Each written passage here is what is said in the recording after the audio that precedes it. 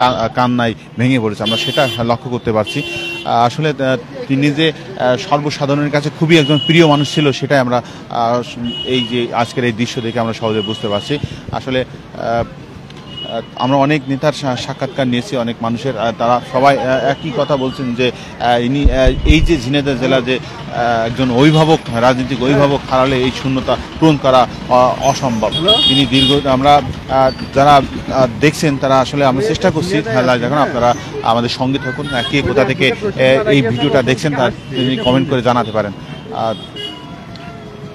আমরা আপনারা দেখতে পাচ্ছেন যে আসলে মানুষ যে তার প্রতি এত ভালোবাসা, সেটা আসলে তার এই মানুষের কান্না দেখে, অঝরে কান্না দেখে আমরা সেটা উপলব্ধি করতে পারছি।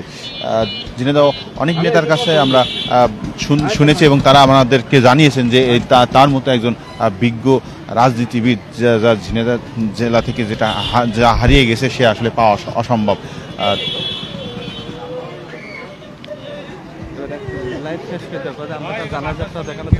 দর্শক, আপনাদের জানিয়ে রাখি যে আজ আসর বাদ ঝিনাইদহ কেন্দ্রীয় উজির আলীর মাঠে তার জানাজা নামাজ অনুষ্ঠিত হবে।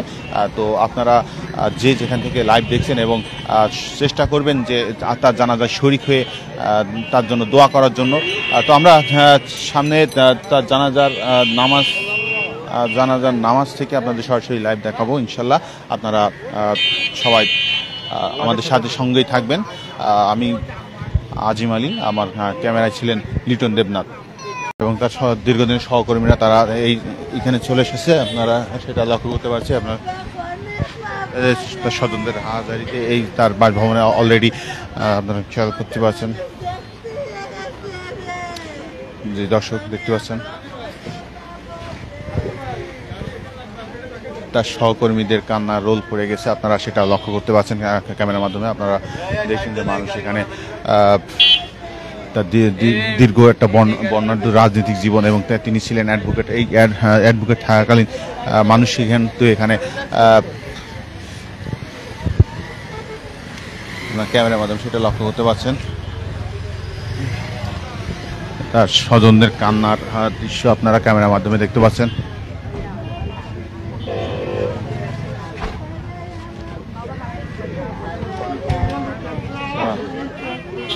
খেয়াল করছেন আসলে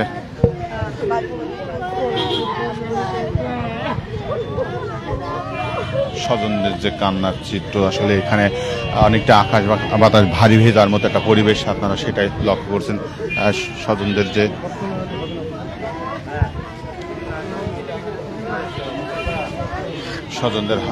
চিৎকারে এখানে জায়গাটা ভারী হয়ে যাচ্ছে, আপনারা সেটা খেয়াল করতে পারছেন। তার কন্যা তিনি অঝরে কাঁদছেন, আমরা সেটা আপনার ভিডিওর মাধ্যমে দেখতে পাচ্ছেন।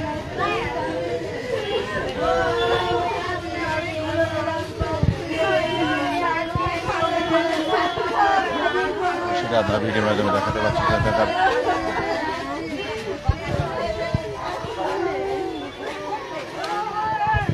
আপনারা ভিডিওর মাধ্যমে দেখতে পাবেন যে স্বজনদের আজারিতে এখানে অলরেডি অনেকটা ভারী হয়ে যাওয়ার মতো অবস্থা। আসলে তিনি দীর্ঘদিন তিনি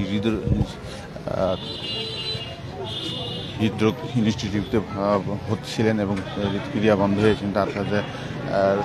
তার সাথে যারা আমরা